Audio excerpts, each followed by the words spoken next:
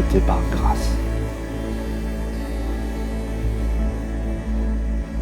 On va étudier le chapitre 2 de Ruth. On vient de l'écouter en audio. Et si vous ne l'avez pas écouté encore, je vous invite à l'écouter en audio ou alors le lire, le chapitre 2. C'est un vrai plaisir d'étudier le livre de Ruth ensemble. Et c'est un exercice intéressant pour les enseignants, parce que, comme je partageais au reste de l'équipe, il faut qu'on reste sur notre chapitre. Donc, je vais essayer de vous apporter ce que ce chapitre 2 signifie, entre autres, plutôt une partie de ce que ça signifie, parce que c'est des textes qui sont très profonds, et on peut en tirer bien plus que ce que je vais vous partager. Je vais d'abord faire une introduction au contexte de ce chapitre. Dans ce chapitre, c'est assez intéressant parce que on a l'introduction d'un nouveau personnage qu'on n'avait pas entendu avant, le personnage de Boaz. Et Boaz, comme tous les autres personnages dans ce chapitre, il a aussi un nom qui a une signification, un nom très symbolique. Son nom veut littéralement dire « en lui est la force, en lui est la puissance, le pouvoir ». C'est un beau nom à porter, moi j'aimerais bien porter ce genre de nom. Oh regarde, qui arrive là, en lui est la force, en lui est le pouvoir. C'est une allusion aux deux pouvoirs qu'il va exercer, ce qu'il peut exercer et qu'il va exercer. Le premier pouvoir, c'est le droit de rachat de ce qui est la propriété du défunt mari de Ruth. Il a le droit de rachat sur tout ce qui lui appartenait. C'est dans la loi. Et son deuxième pouvoir qu'il a, c'est il a le droit d'épouser la veuve du mort, c'est-à-dire Ruth. Il y a aussi à travers ce nom un autre nom symbolique, celui du Messie. Le Messie ou le Christ. On a l'habitude d'entendre Christ. Christ veut dire Messie, veut dire celui qui est loin de Dieu. On dit Jésus-Christ. Christ, c'est pas son nom de famille. C'est pas Jésus-Christ. Non, mais là, vous allez demander à des jeunes qui ne connaissent pas trop, ils pensent que c'est Jésus-Christ, quoi. Clayton Joutet, Jésus-Christ, non. C'est Jésus, le Messie. Jésus, le oint. Jésus est venant du grec, on est arrivé à Christ. C'est ce que ça veut dire. Mais dans Boaz, dans le nom de Boaz, il y a le Messie. Le Messie, donc Jésus, notre Christ, a le pouvoir de racheter. Il a la puissance de rédemption. On verra d'ailleurs effectivement qu'à la fin du livre, Boaz, en épousant Ruth, va devenir l'ancêtre de David et par conséquent l'ancêtre du Messie. Mais ce qu'on voit dans Boaz aussi, c'est... Il vient de Bethléem. Déjà, ça doit sonner à votre oreille, donner quelques indices. Il est plein de miséricorde. Il est plein de bonté. Il est bon, Boaz. C'est un notable, c'est un homme juste. On nous le décrit là et on n'a rien à lui reprocher dans le livre. Et c'est incroyable parce que dans la Bible, je ne sais pas si vous avez l'habitude de lire la Bible, j'espère. Quand vous tombez sur un personnage, vous avez l'air bon, et puis à un moment donné, ils chutent tous. Il y a un personnage dans la Bible qui ne chute pas, c'est Joseph. Mais c'est aussi une image messianique. C'est un homme droit. La tradition juive dit que c'est un juge d'Israël. C'est pas ce que la parole, c'est pas écrit directement, mais la tradition juive évoquerait que c'est un juge d'Israël. C'était un ancien, puisque plus tard on voit qu'il siège aux portes de la ville pour diriger. C'est à porte de la ville, les portes de la ville, on peut comparer ça un peu à notre hôtel de ville. C'est là où on dirige la ville, c'est là où on dirige les choses. Et si Dieu avait rendu le pain, comme vous avez entendu au chapitre d'avant, à Bethléem, c'était justement à cause des justes comme Boaz, qui se trouvaient dans la ville, et Boaz en faisait partie. Donc on voit que Boaz est un homme juste. Ça, c'est l'introduction, c'est le nouveau personnage qu'on a. Deuxième point de contexte, c'est que Naomi et Ruth sont dépourvues de tout. Ruth qui a fait le choix, comme on l'a vu dans le premier chapitre, de dire « ton peuple sera mon peuple, ton Dieu sera mon Dieu », À l'inverse de Orpa, qui est retournée vers son peuple, vers ses dieux, plusieurs. Elle se retrouve avec sa belle-mère, Naomi, dépourvue de moyens, dépouillée de tout ce qui pouvait être une possession humaine, absolument sans ressources. C'est pour vraiment ancrer le contexte dans lequel on arrive dans le chapitre 1. Et dans ce cas précis de sans ressources, la Bible, la Torah, avait prévu pour les indigents et les pauvres des moyens de subsister. Il y a des choses qui sont dans la Torah en disant pour justement ce type de personnes. Il y a deux choses d'ailleurs. La première chose, c'est ce qu'on appelle dans la Bible la PA. En gros, quand on faisait une moisson, quand on avait un champ qu'on moissonnait, il y avait une partie du champ qu'on n'avait pas le droit de moissonner, qu'on ne touchait pas. Ça poussait et on n'avait pas le droit. Et Dieu dit, cette partie-là, cette parcelle-là, c'est pour les indigents, c'est pour les pauvres. C'est pour eux. Vous ne la touchez pas, c'est eux qui la récoltent. Le problème, c'était que cette partie-là, c'était très minime par rapport aux besoins qu'il y avait. C'était une petite partie du champ. Dans le contexte de ce chapitre-là, Ruth ne fait pas appel à ça, parce qu'on peut imaginer que c'est déjà parti, ou qu'il y a beaucoup de monde. Le deuxième chose que la Bible a prévue, c'est le glanage. À cette époque-là, il n'y avait pas de moissonneuse-batteuse. Ok ? On récolte à la faucille. Très dur. Et du coup, il y avait pas mal d'épis qui n'avaient pas été coupés, ou alors des épis qui tombaient par terre au moment où on ramasse les gerbes. Ce qui faisait que les différents peuples voisins, ce qu'ils avaient l'habitude de faire, c'était, une fois qu'ils ont passé une fois, de repasser. Une deuxième fois, pour ramasser, pour couper ce qui n'avait pas été coupé, et pour ramasser ce qui était tombé par terre, les épis qui sont par terre. Mais le Seigneur a dit à Israël, pas vous. Vous faites pas ça. Contre-productif. On en perd un quart. Vous laisserez tout ce qui n'a pas été ramassé pour les pauvres. Et ils pourront vous suivre alors que vous moissonnez et ils ramassent ce que vous laissez tomber par terre. Juste ça. Juste ça. Est-ce que ça, c'est pas la bonté de Dieu ? Juste ça, il a dit, il y a des gens, il y a des indigents, il y a des pauvres, il y a des personnes qui sont en difficulté. Vous avez un champ, vous récoltez. Il y a une partie du champ, c'est pas pour vous, c'est pour eux. Non, mais c'est mon champ. Non. C'est pas ton champ, il appartient à Dieu.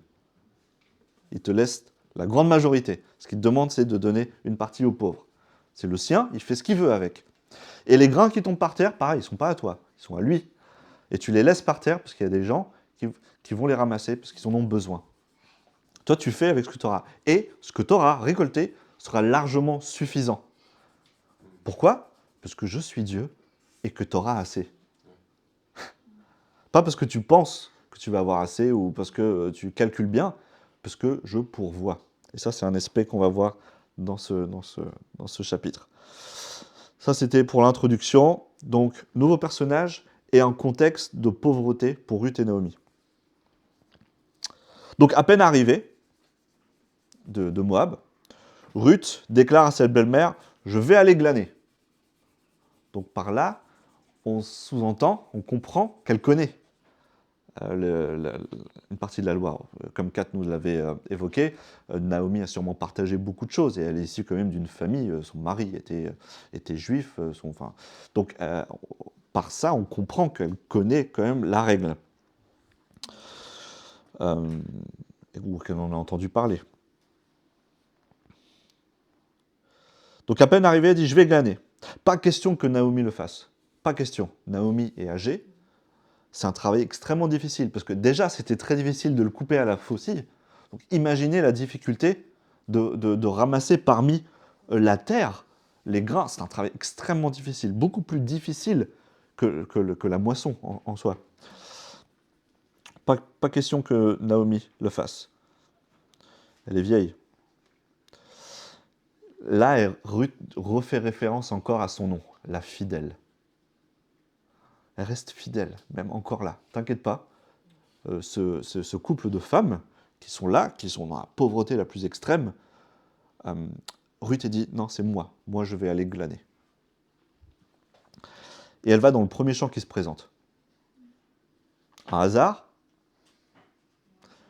Il n'y a pas de hasard avec Dieu. C'est le point principal de ce chapitre, la providence de Dieu. Providence veut dire prévoir d'avance. Dieu est celui qui fait concourir toute chose au bien de celui qui l'aime. Dieu pourvoit. Même si le travail est pénible, même si c'est difficile, la providence de Dieu ne veut pas dire qu'on ne fait rien et la nourriture arrive dans notre assiette. Ça, c'est un miracle. Ça arrive peut-être de temps en temps. À manger. La providence de Dieu, c'est de nous conduire au bon endroit pour que Dieu pourvoie ce qui nous est nécessaire. Ça, c'est la providence de Dieu. Antonin priait tout à l'heure, c'est on remercie le Seigneur parce que, oui, pour la santé, pour cette semaine, parce qu'il nous a gardés, etc. C'est la providence de Dieu. C'est pas anodin. C'est pas, ah oui, mais tu es en train de remercier Dieu, mais c'est la vie. Non, non, c'est la providence de Dieu. Dieu te conduit à chaque instant. Tout concourt au bien de celui qui l'aime. Il fait en sorte de ces choses-là.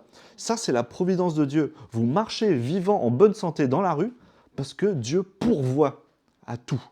Ça, c'est la vraie providence de Dieu. Il y a le miracle. C'est incroyable. Tu es malade, on impose les mains, Dieu te guérit spontanément. Magnifique. Merci Seigneur. C'est surnaturel. La providence, c'est aussi surnaturel. Mais c'est différent du miracle. Il me pourvoit un travail. C'est difficile mon travail. Et je ne gagne pas beaucoup. Mais il a pourvu ce travail. Et avec ce travail-là, tu peux manger.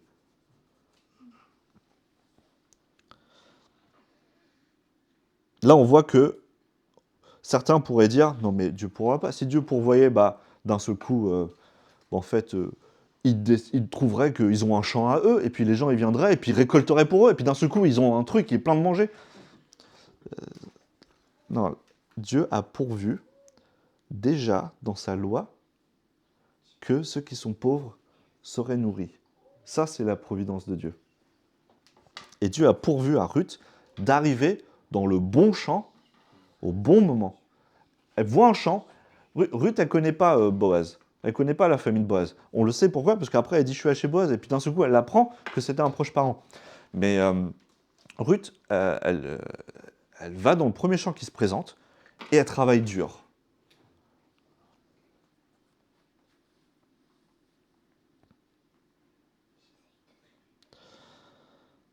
D'ailleurs, travailler dur, c'est ce que Boaz remarque quand il arrive. Il arrive, et là, il voit un nouveau visage. Il doit y avoir beaucoup de monde. Il y a beaucoup de monde dans une moisson, parce que tout le monde aidait. Et c'était pareil, c'était pas un champ comme on a aujourd'hui, c'est-à-dire un champ avec des barrières autour et tout ça, il y a plein d'hectares. Non, non, non, c'était pas comme ça. Il y avait ces champs-là, et il y avait des lignes, et chacun était propriétaire d'une ligne, en fait. Donc le champ voisin, il était là, en fait. Il était là. On est sur des lignes, et on venait récolter sur cette ligne-là. Et Noémie, elle arrivait au bon endroit, sur la bonne ligne. Et tout le monde travaillait ensemble. C'est-à-dire que tu travaillais aussi à aider la récolte du voisin et tous les serviteurs. Enfin, c'était vraiment un travail qui était collectif, parce que la moisson, c'est pas moi je moissonne aujourd'hui et puis toi tu moissonnes dans 2 semaines. En fait, au moment de la moisson, tout le monde moissonne.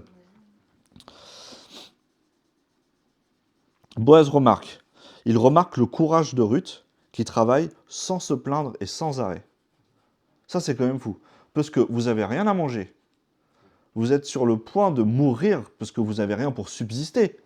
Là, elle est en train de dire, vous n'avez pas une carte bleue et vous pouvez prendre du crédit dessus pour aller au magasin. Vous avez une carte bleue, moi j'ai pas les sous, mais vous payez quand même. Non, non. Là, t'as rien dans le frigo et t'as pas de carte bleue. T'es dans cet état-là.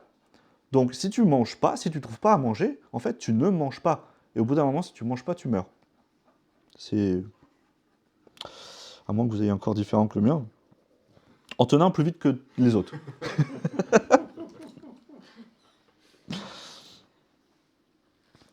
Ce que aussi Boaz a remarqué, c'est ce qu'il a entendu, ce qu'elle a fait pour sa belle-mère. Ça, on le voit au verset 11, si vous suivez. Il remarque qu'elle travaille dur, il a remarqué ce qu'elle a fait pour sa belle-mère. Je ne te quitterai pas. Et vous avez peut-être remarqué que Boaz dit quelque chose à Ruth que sa belle-mère va lui dire aussi. Il y a deux personnes différentes qui ne sont pas rentrées en contact, qui disent à Ruth la même chose. Qu'est-ce que c'est? Ne va pas glaner dans un autre champ. Verset 8. Car ces deux personnes qui connaissent Dieu savent que quelque chose est en train de se passer et que Dieu est à l'œuvre. Quand nous sommes sensibles au Saint-Esprit, le chemin devient évident. Deux personnes qui ne sont pas parlées savent que Dieu est à l'œuvre. C'est quand même incroyable ce qui est en train de se passer. Ne va pas dans le champ à côté. Reste là.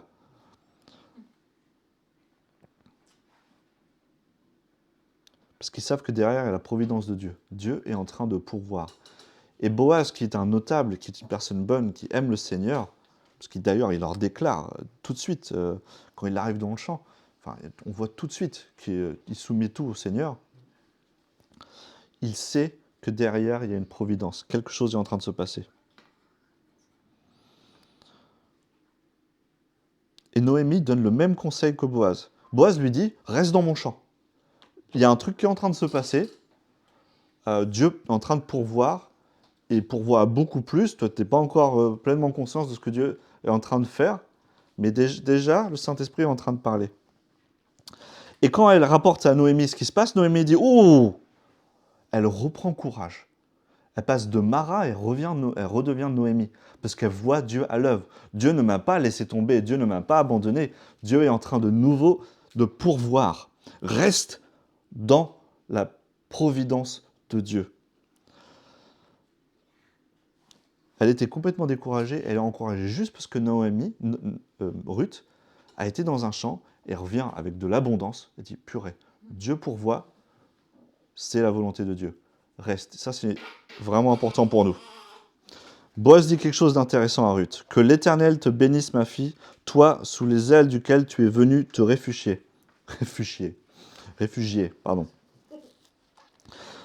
Donc Ruth est la première d'entre nous.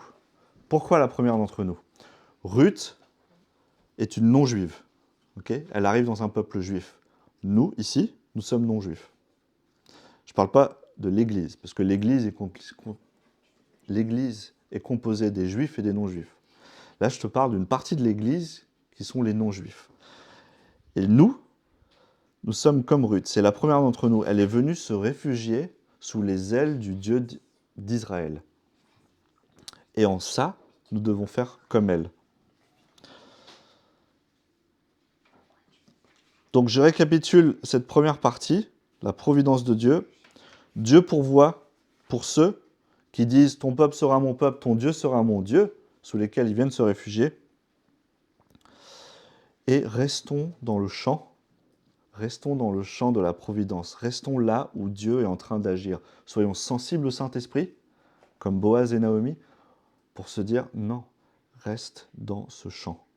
Car dans ce champ, quelque chose est en train de se tramer.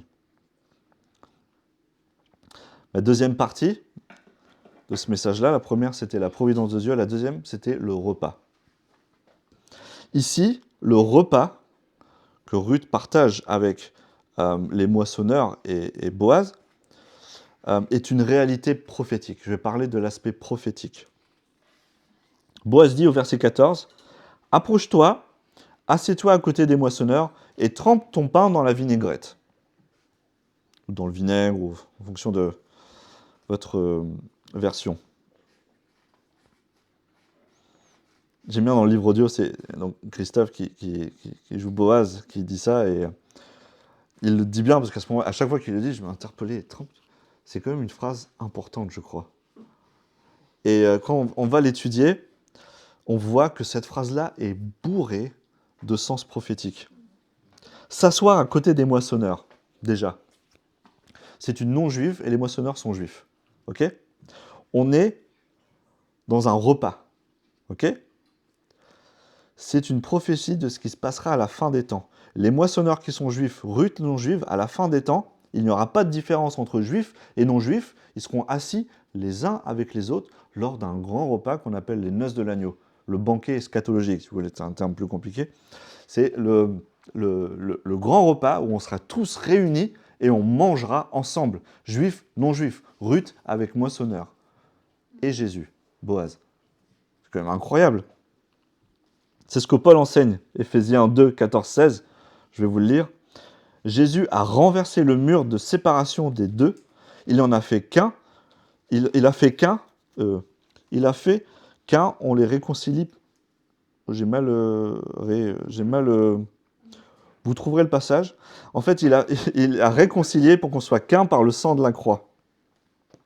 Il y a une véritable image prophétique de ce qui se passera à la fin des temps, au moment de cette grande moisson. Parce que Dieu, à la fin des temps, Jésus va redescendre, il va nous moissonner. C'est une grande moisson. Il va moissonner tout le monde. Ok, il va laisser ce qui est mauvais de côté, et même l'envoyer au feu, brûler. Vous connaissez aussi les paraboles de Jésus. Et ensuite, il va ramener tout le monde pour ce grand banquet, les noces de l'agneau, lors de la grande moisson, dont Ruth est les prémices. On est dans l'époque des prémices. Ruth, c'est les prémices, les premières moissons. C'est à cette époque-là.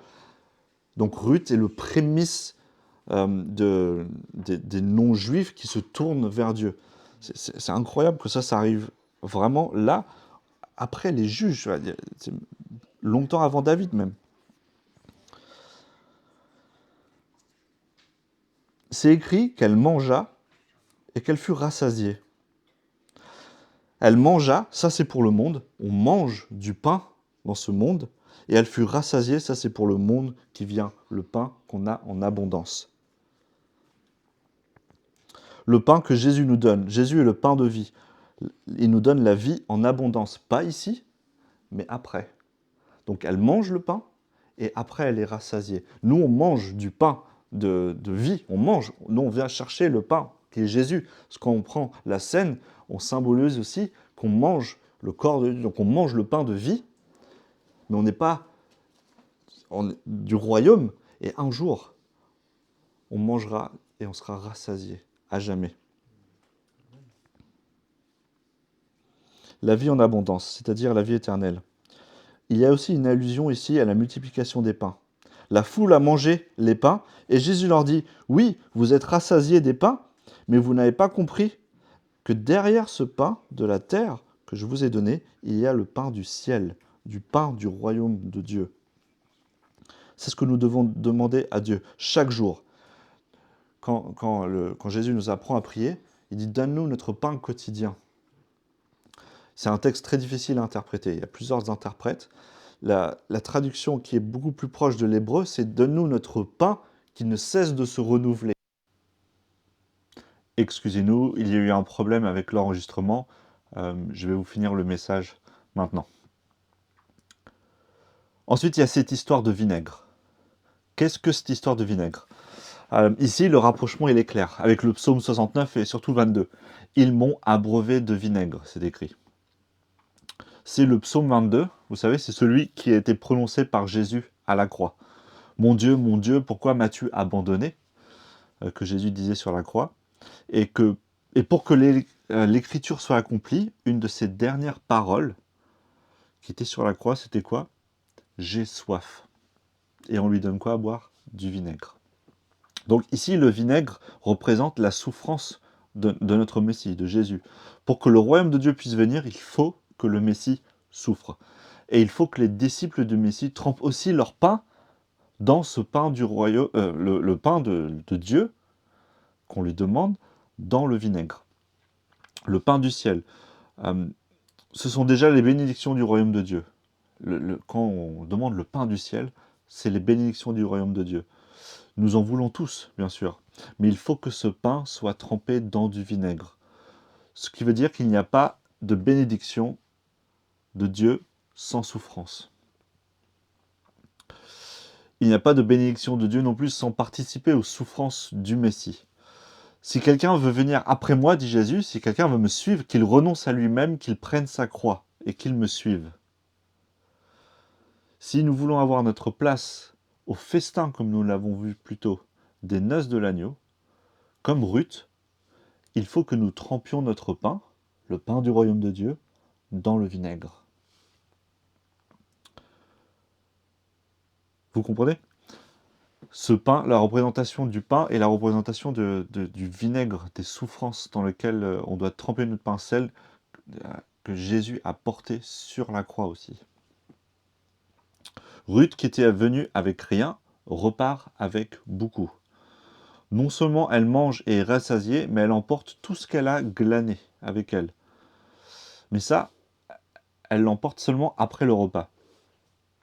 Et si on regarde ce parallèle avec le repas qui est le repas messianique, on se rend compte que les bénédictions éternelles viendront après le repas, à l'image de Ruth qui rentre avec tout ce qu'elle a glané. On ne conserve rien ici, on ne emporte rien avec nous. Mais les choses qu'on va garder, c'est les bénédictions du royaume à venir. Donc vous l'avez bien compris, hein, ce repas qui est le symbole du banquier messianique, euh, sur terre nous gardons rien, tout nous sera donné après. Et lorsque nous prenons la scène, lorsque nous prenons ce que certains appellent la Sainte Seine, le repas du Seigneur, nous anticipons la venue du royaume de Dieu. Vous annoncez, comme Paul nous dit, les souffrances du Messie jusqu'à ce qu'il vienne. Vous annoncez sa mort, sa résurrection, c'est des événements du passé, jusqu'à ce qu'il vienne, événements futurs, quand le Messie viendra. Donc quand on prend, c'est ce que j'aime dire, quand on prend cette scène ensemble, quand on partage le repas du Seigneur, le pain et le vin, c'est en quelque sorte l'apéritif du repas qui est à venir. Vous savez, quand on prend un apéro, c'est parce qu'après on va manger. Généralement, on ne prend pas que des apéros. Si vous prenez que des apéros, faut qu'on parle. Mais l'apéro, c'est une annonce du repas qui vient après. Et donc, c'est une belle image de quand on partage ce pain et ce vin, c'est l'annonce, c'est l'apéritif, c'est l'annonce du repas messianique, du repas qu'on aura tous ensemble à venir avec notre Seigneur Jésus. Pour conclure, je vais être court. Comme Ruth, nous devons manger dans ce monde le pain du royaume qui vient, Jésus, le pain de vie, avec le vinaigre des souffrances.